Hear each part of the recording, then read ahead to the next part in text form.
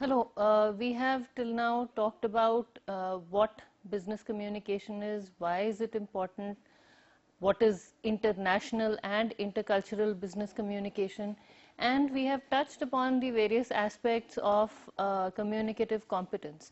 Today I will finish communicative competence and I will briefly touch upon the communicative identities and what the function of identities in communicative competence.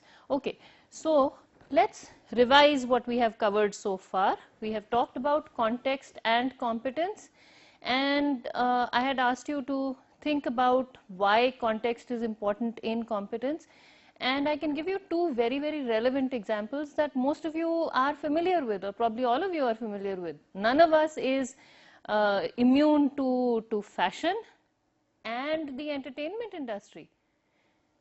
The definition of what is fashionable changes with time. What people perceived to be fashionable 10 years ago is no longer in fashion, is no longer considered appropriate. So the interpretation of a fashionable dress or a fashionable hairstyle or fashionable shoes or fashionable bags has changed over time. And similarly, in the entertainment industry, what our grandparents considered to be appropriate and good entertainment is no longer the case. Even with our parents, even with me, what I think is good entertainment is not what maybe those of you who are in your early 20s would think is good entertainment. And I feel strange because maybe the age difference between you and me wouldn't be that great, but what I was trained to believe was maybe good music or good movies or good reading is probably not what you think is good anymore. So the competence of the creator of these entertainment programs, the competence of the creator of these fashionable artifacts is something that you people decide. The users of the fashion artifacts, the receivers of the entertainment, the receivers of the creative expression decide who a competent communicator is, and your definitions of competence in that communication change with time. What you thought was good, say maybe 5 years ago, is probably outdated today. What you thought was good clothing, good hairstyle, the in thing, maybe even 2 years ago, is no longer appropriate, and you feel, well, what was I thinking when I termed that as nice looking or fun or entertaining. So that is where context plays a very important role. The second thing we talked about was attribution theories, and I had asked you to identify your own biases and identify how you attribute your experiences with your in-group and out-group members. Who do you attribute these experiences to? I had also asked you to think about what makes you tick as a communicator. I had asked you to introspect and list the intrapersonal factors that motivate you to keep going in your interactions in different situations. And I had asked you to think about communicative competence. We had talked about interpretive competence as suggested by Trenholm and Jensen, and intercultural competence as suggested by Spitzberg, and we were talking about the model of intercultural competence proposed by Spitzberg. Okay, now let's move on. We had talked about this model of intercultural competence, and in this model I had told you that there are three parts to this model. There is an actor, there is a co-actor, and there is the episode right here.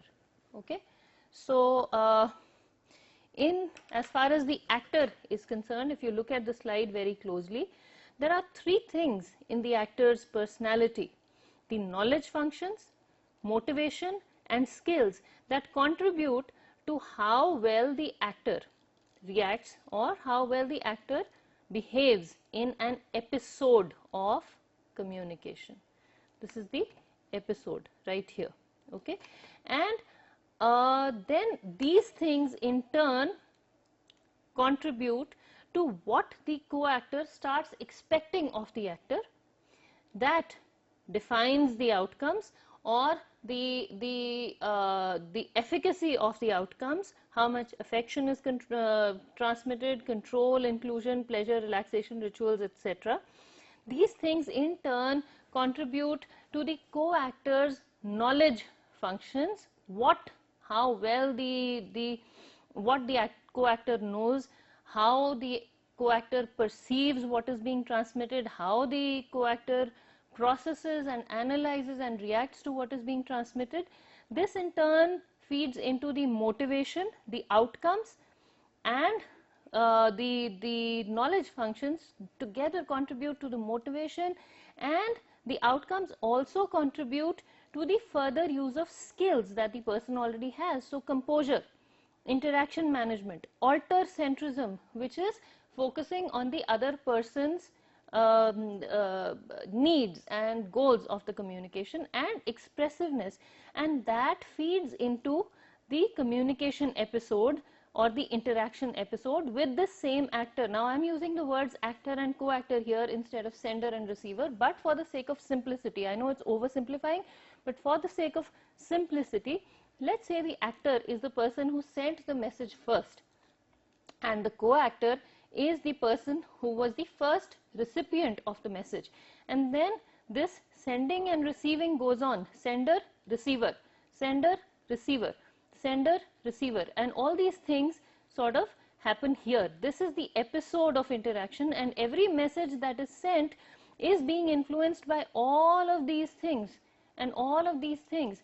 And these things here, the motivation, skill and knowledge functions and their interactions, are contributing within a context, which is culture, place, type, relations, purpose. They are contributing to the intra and interpersonal context of the actor, and this is a mirror image. So on the co-actor side, even though this is a different set, but these are the headings that we can classify the intra and interpersonal context of the co-actor. And so these things, the intra and interpersonal contexts of the actor and co-actor, are actually interacting here. It is not a simple sending and receiving of a message. It is the interactions of the intra, and this is the intrapersonal context, and this is the interpersonal context. So this is the interaction of the intra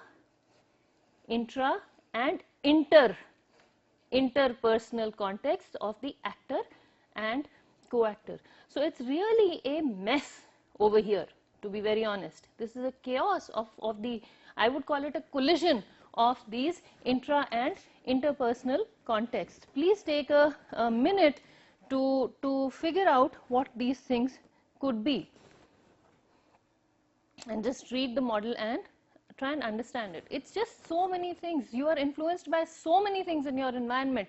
You're influenced by so many things that are going on in your mind, that are in turn being influenced by the environment, and whatever the way you react with your environment, even before you react to the recipient of your message, is going to have an impact of what happens in the environment and how the environment responds to you.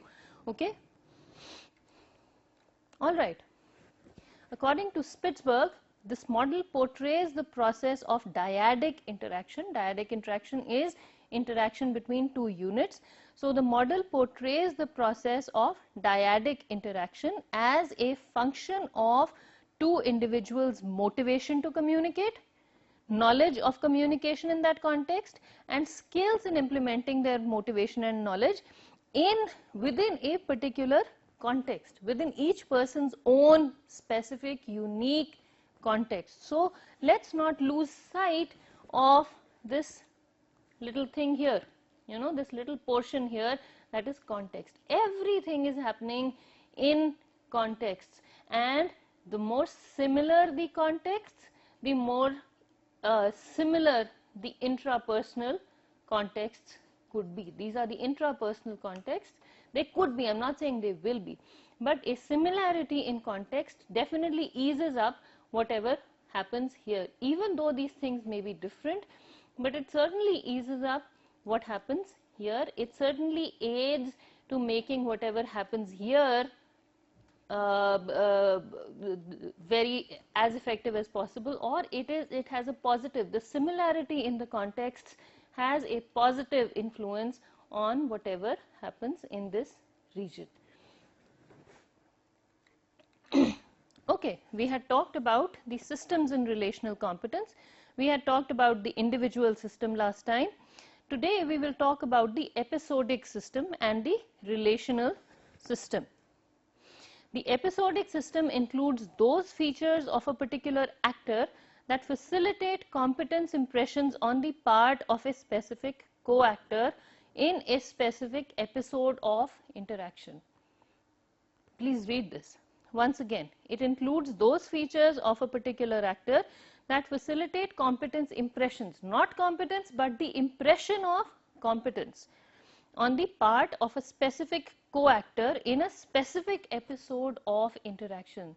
So, what Spitzberg is really trying to say is that competence is episode specific and co-actor and actor specific. Even if both actors are the same in different episodes, even if you have the same actor and the same co-actor in two different episodes, the competence perceived will depend upon the episode in which they are interacting with each other. So this is really what episodic system focuses on. Now, as the actor's communicative status increases, the co-actor's impression of the actor's competence increases. What do you mean by communicative status? Communicative status is really the impression of how well the actor communicates, and it happens on both sides. When we say actor, the co-actor could become the actor when the co-actor is responding. So it's sender and receiver on both sides, and of course, you know, whoever these things are interchangeable, but this is applicable to both the actor and the co-actor. As the actor's communicative status increases, the co-actor's impression of the actor's competence increases, and the actor's communicative status is dependent upon, in turn, an increase in the actor's motivation, knowledge and skills will in turn lead to will give a positive reinforcement to the actor, which will increase the adaptation and the refinement of the interactions between the actor and the co-actor. This will in turn enhance the skills of the actor in the interaction with the co-actor. So if the actor's motivation and knowledge and skills are going up, the actor perceives that his or her motivation, knowledge and skills are better than they were in a previous interaction, and this makes the actor feel better. There's a positive reinforcement within the actor. There's also a positive reinforcement as far as the co-actor is concerned. So the actor feels better about it, and that helps the actor increase the manner in which he or she refines the communication event the next time. So there's more adaptation. You feel, okay, I've done well in this situation, maybe I should do a little bit more of the same thing. So I adjust to the situation, I modify my communicative style, and I refine and fine tune whatever I'm saying. I refine and fine tune what I understand about the situation. I refine my skills. I maybe clean up my language. I make lesser grammatical mistakes. I think more about, I become more alter-centric, and I feel good about it, and that helps me refine things and do things the way the co-actor needs me to do those things.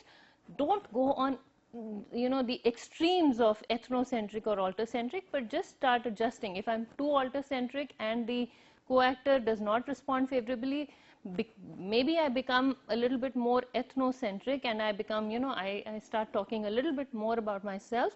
That leads to an enhancement of my skill, in the interaction with the co-actor. So I learn from my mistakes. All of these things boil down to things we have been hearing since our childhoods. Learn from your mistakes, learn from your interactions, and that helps me not make those mistakes the next time I interact with the co-actor, and the relationship becomes more less hassle-free, less messy, clearer. Okay. The second part here is the contextual obstruction of the actor's performance, which means that we succeed at communication despite the success at communication despite the contextual obstructions or handicaps leads to a better impression in the co-actor's mind, or an impression in the co-actor's mind that we are communicatively competent. So if I am able to succeed despite the noise, despite distractions, despite if I have some sort of a disability, if I was coughing, if you noticed in the past 3 lectures, I was coughing, and if I'm able to get my point across, and if I'm able to talk without letting my throat infection interfere with the delivery of this lecture, or with all these lights, you probably don't realize that in this kind of a recording there's big lights in this room, and I wish I could show you those lights, but there are these huge lights shining at you, and that can be quite distracting. And if the first lecture I was a little jittery, I was actually quite shaky, but as time went along I learned to ignore the impact of these bright lights shining on my head, and the fact that I'm talking to an empty classroom right now, the fact that anyone could be listening to this, the fact that this lecture could be used for my promotions, who knows what. So if I learn to ignore those intrapersonal distractions and I still get my point across, and you would feel that maybe I'm getting better at my communication, because the contextual obstruction in my performance is sort of ignored, and I am succeeding despite these contextual distractions in my environment. The next thing is the actor's achievement of valuable outcomes. This is pretty self-explanatory. An actor is perceived as competent if the actor is able to achieve whatever he or she set out to achieve, and the number of those achievements actually counts towards this part right here. So valued outcomes. So this is what this is the number of times you succeed at your communicative events. What you need to get done gets done. So that is perceived as your ability to get things done, your ability to communicate well in a manner, communicate in a manner that gets things done. And the last point here in the episodic system is the actor's extant attributed communicative status. We perceive some actors to be able to communicate well because of who they are. We say, okay, you're a teacher, you have to talk to maybe 80 to 100 students several times a week or several times a day. You would be good at communication. You're a preschool teacher, you would be good with little children, even outside of the classroom situation. You're a lawyer, you would be good at diplomatic communication. So, we attribute certain things. You are a doctor, you would be good at empathetic communication. So, you are able to convey a sense of relief to your patients. So, you would be a warm and nice person. Of course, most of the doctors I've met are very, very warm and nice, and they really make you feel comfortable. So, we assume that, if you're in these roles, you, by virtue of being in these roles, you would be very good at communication. So, it's the extant attributed communicative status, and that feeds into the episodic system, that feeds into the co-actor's impression about the actor's competence in communication. That's what we are really talking about here.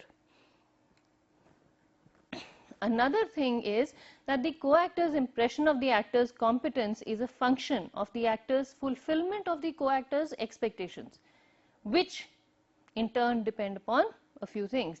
So this is really, one is I'm assuming you to be a good communicator.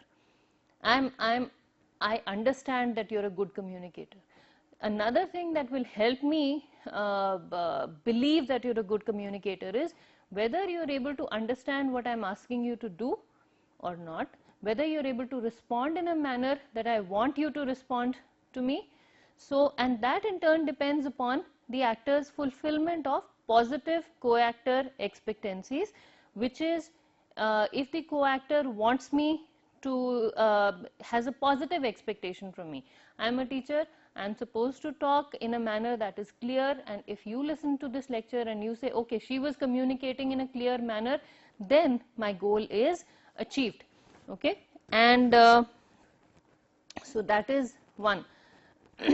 The actor's normative violation of the co-actor's negative expectancies, which is the actors when a co-actor feels that, okay, for some reason you will not be able to communicate well. You've had a bad throat, you've had fever, you will not be able to deliver the lecture well. And I take lots of medicines and I take lots of water and I come here, and for that 1 hour my delivery is spotless, even though I may not be able to talk for the next full day. But when I come here to deliver this lecture, my delivery comes across as nice, and it seems that I have put in a lot of work, I've prepared, and the co-actor feels, array, she had fever, she had a bad throat, she had infection in her throat, and she's still able to talk as if nothing has happened. So I am violating the co-actor's negative expectancies. You listen to me and you say, last time she had a bad throat. And you don't know how fast-paced these lectures are, but my lectures are usually, the recording happens after every 2 or 3 days. So when you listen to, say, between lecture 3 and 4, there was a gap of only 2 days, and I could have been busy, or I could have fallen sick during that time, but I'm still able to come here and deliver this lecture. And if you think that I have done a good job, then you will say, well, I did not expect her to do such a good job, and I have violated your negative expectation from me. So that will leave a positive impression in your mind about my competence. Okay, you will say that she was prepared, or she could have, if she's able to do this well even when she's sick, how well will she do when she's really not sick and everything is going in her favor? So that is what we mean by actor's normative violation of the co-actor's negative expectancies. The third point here is the actor's fulfillment of the co-actor's prototype expectancies. Okay, so I was talking to you about doctors and lawyers earlier. Now the co-actor has a certain expectation from the group or the community that I represent. So you will probably, I'll give you another example. I told you about doctors and lawyers. Well, that is one example, that doctors will be good. So all doctors will be good. So if you're a doctor and you are asked to talk about talking to patients, you will be good. You'll do an excellent job of it because you're talking to patients every day. Another thing is that maybe I'm representing IIT Kharagpur here. So you will say, well, she is at a school as reputed as IIT Kharagpur, and if I'm able to deliver a lecture that you feel is in line with what you expect of an IIT Kharagpur faculty, then I have fulfilled your competence prototype expectancy. I have fulfilled your expectation of an IIT faculty. So if I do that, then you will perceive me as a competent communicator. You will say she is representing IIT Kharagpur, and if she is able to talk, or if she is able to give us something that only an IIT professor could give, that, you know, that reflects a lot of thought, a lot of hard work, a lot of in-depth research, then you will say, okay, she has performed up to the level of the expectation we had from her as a representative, not from her as Aradhana Malik, but from her as a representative of the IIT community. So that is what this point is all about. The next point is the actor's normative reciprocity of positive effect and compensation of negative effect. And this is a little, this is actually very simple things just given to you in very difficult words. What this point really talks about is when we reciprocate positive effect, which means that when the actor responds positively to a positive message and compensates for the negativity in a message, then the actor is found to be or thought to be competent in the co-actor's message. So that is really what the episodic system is all about. The next is the relational system, and in the relational system we we talked about this earlier, that the relational system includes those components that assist a person's competence across the entire span of relationships rather than in just a given episode of interaction. So which means that in a relational system we are really trying to see how competent the actor is across a span of interactions in that relationship with the actor, with the co-actor.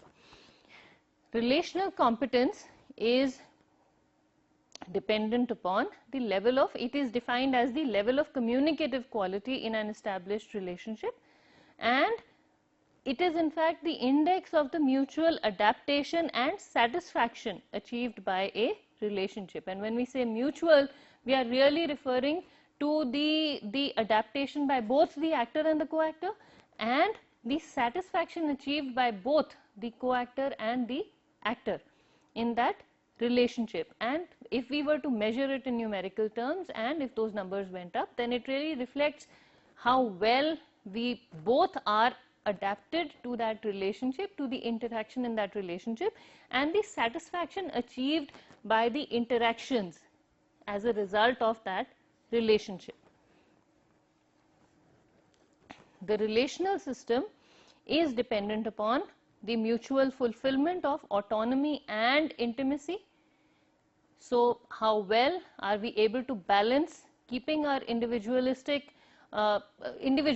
keeping our own individual identities and our connection with each other. So mutual fulfillment of who I am outside of me and you and inside of me and you, that whole relationship. Mutual attraction, as the mutual attraction goes up, the relational competence goes up. So the more fulfilled we feel about being autonomous and intimate, the more competent we are perceived to be in that relationship. Then if there is mutual attraction between the actor and the co-actor, and if that goes up, it is perceived to be a significant indicator of positive, of competence in that relationship. Mutual trust, if the trust in a relationship goes up, then it is again perceived to be a significant indicator of the relational competence. Access to social support is another indicator, how well we are able to access the social support of maybe each other's, at least how well we are able to garner the social support from our environments is another indicator of our relational competence. And the last point here is relational network integration.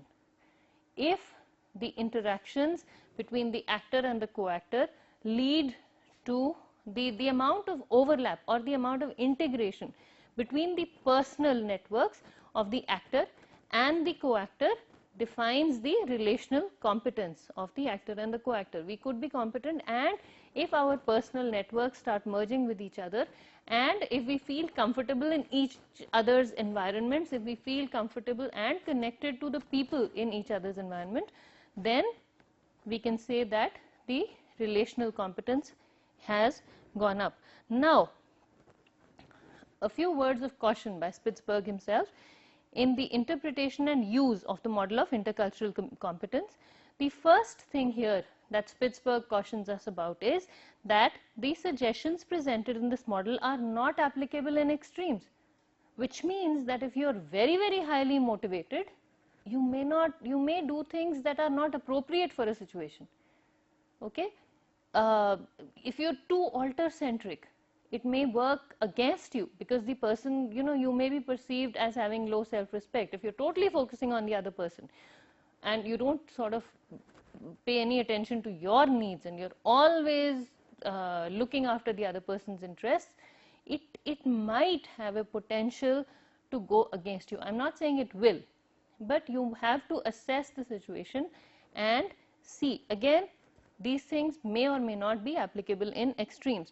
The suggestions presented in this model are not absolute. Everything is context specific, everything is episode specific, everything is specific to the intrapersonal context of the actor and the co-actor.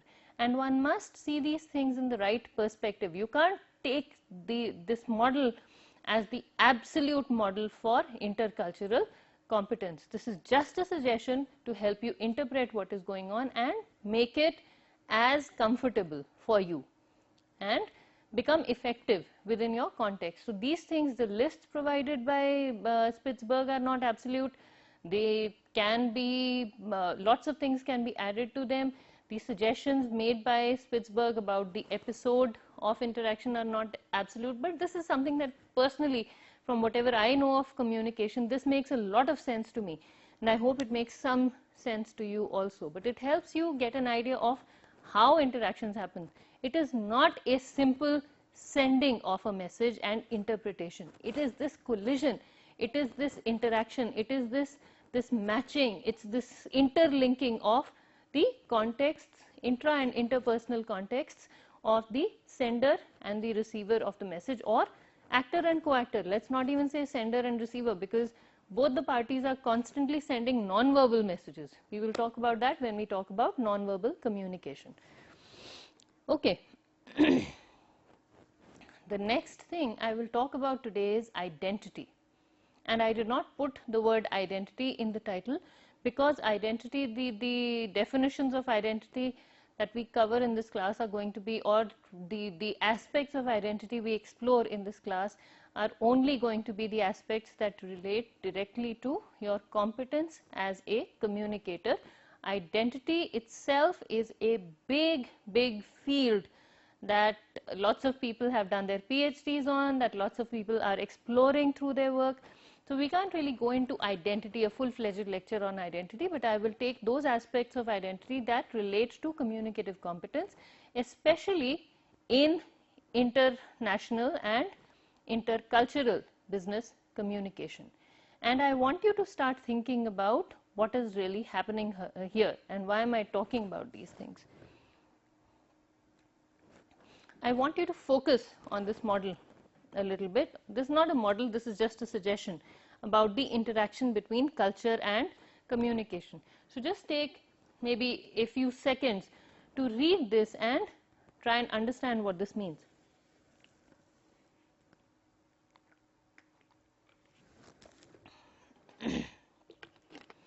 Okay, you see two arrows here. You see culture going into communication and you see communication going into culture. What do you think this is? What do you think this is signifying here? This signifies that culture defines how you communicate, culture defines how competent you are, how you are perceived as a communicator, or how you are perceived, how your competence is perceived, and communication in turn defines culture. How you send your messages into your interpersonal environment will define the culture of your interpersonal environment, will define how things start changing. This is really what change is all about. We talk about constant change in our social environments. We talk about constant change in our interpersonal environments. Just to give you an example, if you're in India, you would have seen this. There's a very stark difference between the way your parents speak to your grandparents, the kind of communication they have with their own parents, the kind of communication, the kind of relationship they share with their parents. The love is no less. Please don't misunderstand me. The love between parents and children is the same. You know, everybody is very protective. But the communication your parents have with their parents is very different from the communication you have with your parents. Okay, you are living in the same place, and those of you who have lived for generations in the same place, I know of several families that have lived in Delhi all their lives. So, you know, grandparents settled down in Delhi, and then the parents grew up there, and their kids grew up there, and the kids are growing up there. So, you know, it's the same Delhi. It is similar colonies. Similarly for Bombay, I know several generations of families that have been living in Bombay or Calcutta or Madras or Bangalore or Ahmedabad or Amritsar or any other place. You know, you have lived there for generations. Why? Because the city provides enough opportunities for growth and you don't really feel the need to move out. A person like me who comes from a small town needed to move out. So I've been to different places, but there are families that, even in my hometown, there are families that have lived there for generations. So it is the same place, it is the same geographical location. What has changed about it? If it's the same place, if it's the same kind of people you're dealing with, so the tailor who used to stitch your grandparents' clothes had children who became tailors and who are stitching your family's clothes, and soon their children will also probably take up the same profession. Or the lawyer, the person who looked after your grandparents' legal matters, had kids, and some of those children became lawyers and they started looking after your family's legal affairs, and now those people have children who are now going into law again, or medicine. These are some of the professions that are sort of generational. And I have some people in my family, so they're like doctors in fifth generation doctors are coming up now. So, it's the same clinic, same people, similar relationships. Then what has changed? Why have our communication styles changed? This is what is really causing the change. This thing right here. Culture is feeding into communication, and communication is influencing the culture it is happening in. Okay? So that is why the study of culture is absolutely essential. You cannot separate culture and communication. Communication cannot be anything but intercultural.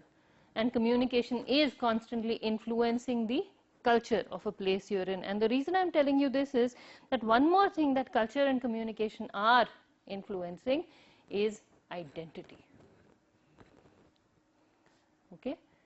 Now, individuals are interacting. You are interacting with your environments. Your environment is interacting with you and other units in your environment. So what really is identity? Let's see a few concepts here. Your identity is a constant set of attitudes that defines who you are.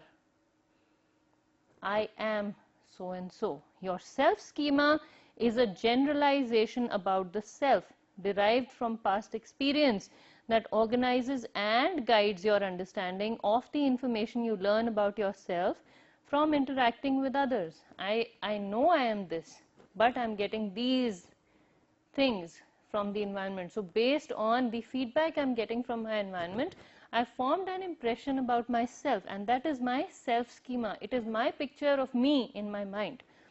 Okay? Your gender identity is your fundamental sense of your maleness or femaleness.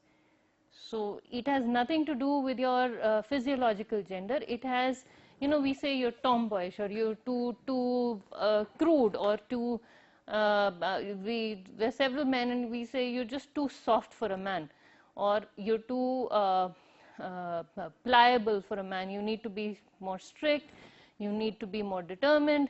And as far as a woman is concerned, we say if a woman voices her concerns, of course, these things are changing. But in traditional settings, you're a girl. You shouldn't be talking loudly, you shouldn't be laughing loudly, you shouldn't be spitting, you shouldn't be cursing, all these things. So gender identity, I am an Indian woman, I am a woman. Okay, so that's my identity. Okay, your ethnic identity is your sense of belonging to one particular ethnic group. I am an Indian. I belong to a Punjabi family. Even though I never really lived in Punjab, I've lived in Punjab for maybe 4 or 5 months, and Chandigarh cannot be, Chandigarh is on the border of Punjab and Haryana, so I've lived in Chandigarh for 5 years. But otherwise, I grew up in Himachal, so I think that I'm a Himachali, but I belong to a Punjabi family, so those Punjabi traits are in me. The way I speak is very Punjabi in nature. And of course, when I go out of India, it's like, you are an Indian. And or we call ourselves Desis, which is South Asians, which is we are all part of the same flock. So I'm an Indian when I'm outside.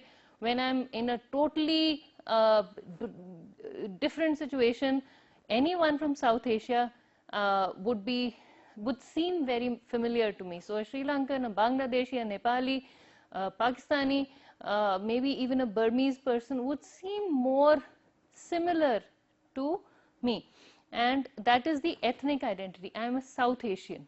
When I'm, say, maybe in a far-flung place like maybe Hungary or Romania or Iceland or someplace, then anyone who looks remotely similar to South Asia will be, or even an Asian, even another, I am a foreigner, that would be my ethnic identity. I am not Icelandic. I am an outsider here. So I've never been to Iceland. I would really like to visit at some point, but this is where my ethnic identity comes in. Self-acceptance is a high regard for yourself, or conversely a lack of cynicism about yourself. Some of us are in the habit of saying, okay, I am always doing wrong, I'm the bad person, I'm the one who made a mistake, I'm the one because of who things are going wrong. And that is sort of, and some of us do that in order to convince ourselves that we need to improve upon whatever we are doing.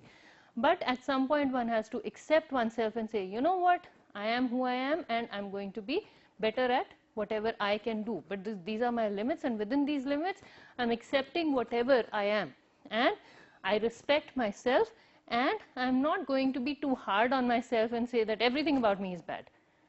So there are some positive things about me, and I will make sure that I hold on to those positive things and move on. So that is self-acceptance. Now these are the different things that contribute to our identity. The cultural identity, according to Dr. Mary Jane Collier, who was a professor at the University of Denver. She was my teacher also, and if she's listening, thank you very much for teaching me these things.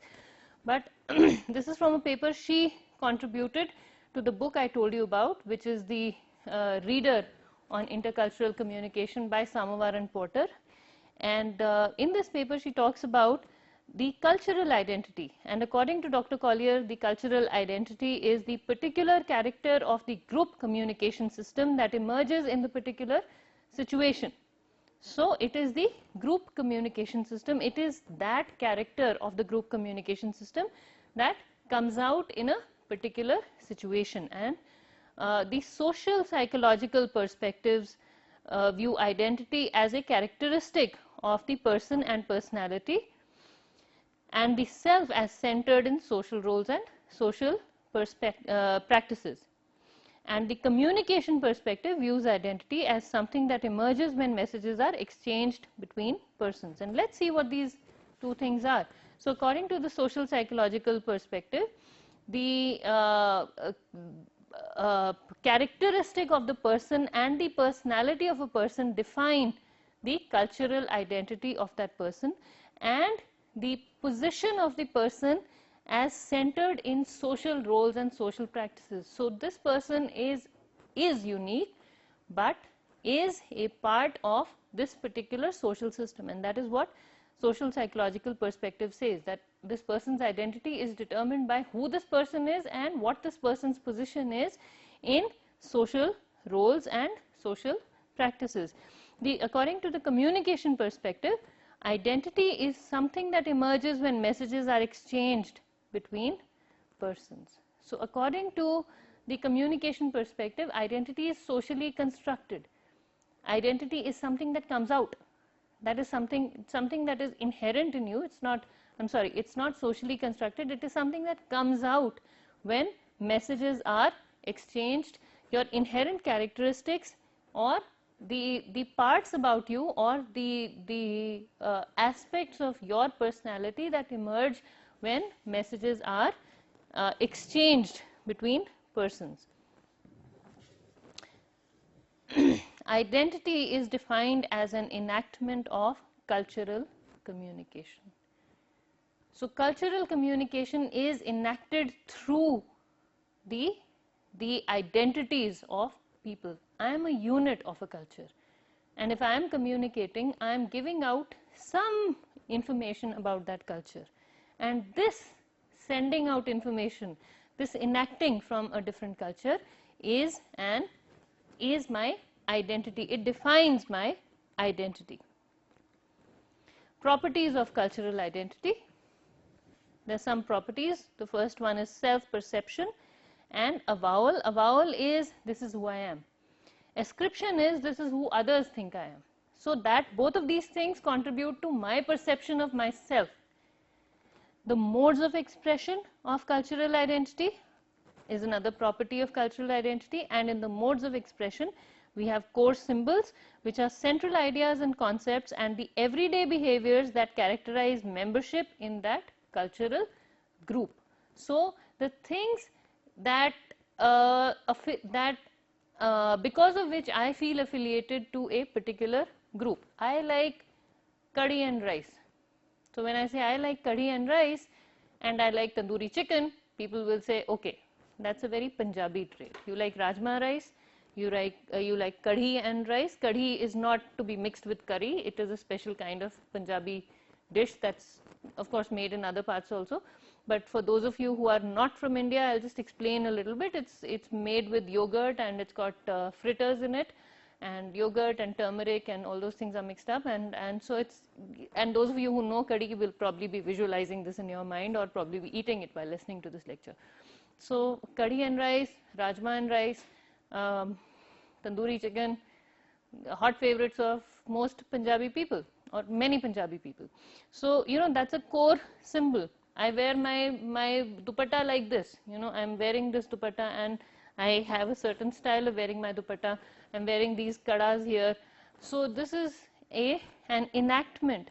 This is a central idea and concept that this is an everyday behavior, and that characterizes my membership in a particular cultural group. So you must be a Punjabi, you're wearing these bangles, you're wearing your chunni in a certain way, you are wearing these clothes, your skin color is such, you talk with a Punjabi accent, so you must be from a Punjabi family.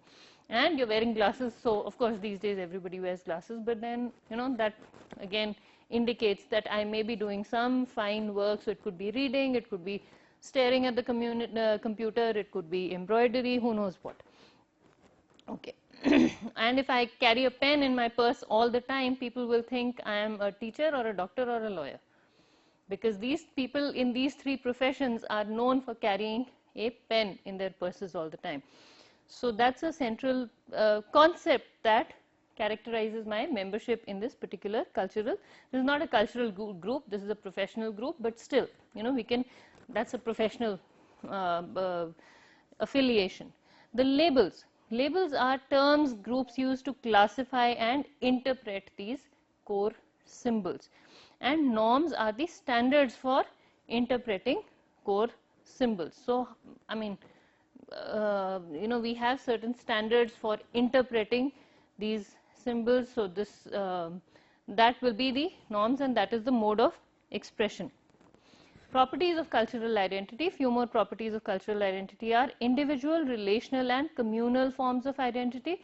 I have an individual identity, I have a relational identity. I'm somebody's daughter, I'm somebody's teacher, I'm somebody's friend, I'm somebody's supervisor, I'm somebody's sister, I'm somebody's who knows what. So relational, we have these relations. And communal forms of identity, I belong to a particular community, I told you. So this is one. Enduring and changing property of identity. The identity stays, but it also gets modified. We must understand that our identities are constantly subject, they are subject to constant change, they are dynamic, and even though some basic properties of our identities remain constant, there are certain other things that change about our identities. And affective, cognitive and behavioral components of identity define the identity of a person. So there are certain affective components of our identities, there are some cognitive, which means related to our method of analysis, our method of thinking, the use of higher mental processes are involved, and behavioral components of identity are there. Our identity is manifested or it is expressed through our behavior, and there is content and relationship in cultural identity. So identity is expressed through the relationship we have with people. It is expressed and modified by and influenced by what we say in our relationships, how we interact with people, all of those things. And there are salience and intensity differences. So there are differences in the salience of our identities, and there are differences in the way, the intensity with which we express our identities, or the strength with which we express our identities. Identity as a determinant of culture. How is identity? Why did I talk to you about identity? Think about it. According to Talmud in Johnson 2002, if I am not for myself, who will be for me? But if I am only for myself, what am I? So we are always trying to figure out our positions in our contexts. Who am I? What am I doing? Am I doing things only for myself, or am I doing things as a part of a system? So if I am not for myself, if I don't look out for myself, if I don't protect my uniqueness, who will do it for me? But if I am only for myself, then what is the point of being me? Why am I only for myself? Then, which system do I belong to? We have some basic human needs that are conflicting in nature, and we have to balance these. The first need we have is to join with others in a cooperative effort to achieve something great. We all feel that at some point in our lives we'll do something magnificent, and it's good because that thought keeps us moving. We will join with others and keep on moving towards a higher goal. The second need we have is to be a unique and a separate individual who is valued and respected in one's own right. Yes, I will be a part of a system that is moving towards a goal, that is moving towards a higher goal, but I will also be a unique individual. I will also have to maintain my uniqueness.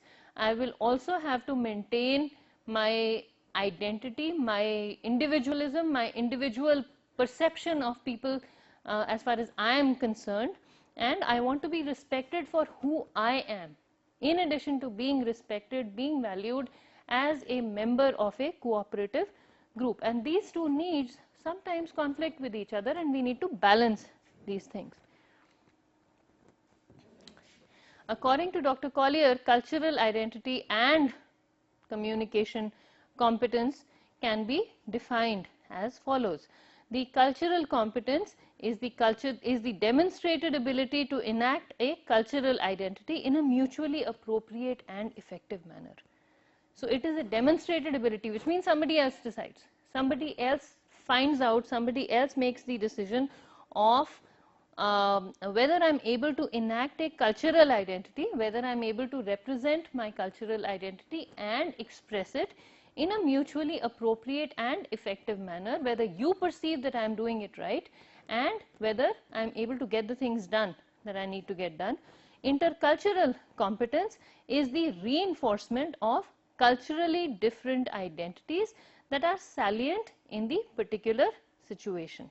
So you constantly reinforce the culturally different identities, and they need to be stable in that the particular situation. They need to be they need to stay in that particular situation, and that is what intercultural competence is about. It is the constant reminder, the reinforcement of culturally different identities that are present in that particular situation. Okay, to end this lecture, I leave you with a question. I have given you all these fancy ideas. I won't say fancy, but I'm sorry to use that word, but I've given you all these complicated notions. I've given you I've shown you a model that was developed by Spitzberg.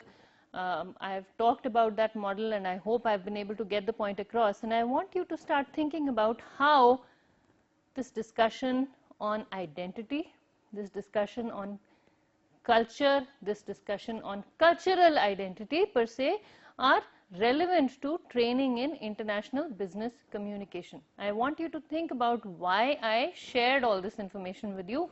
Why do I want you to know all this, and how will it help you in your training in international business communication? Thank you.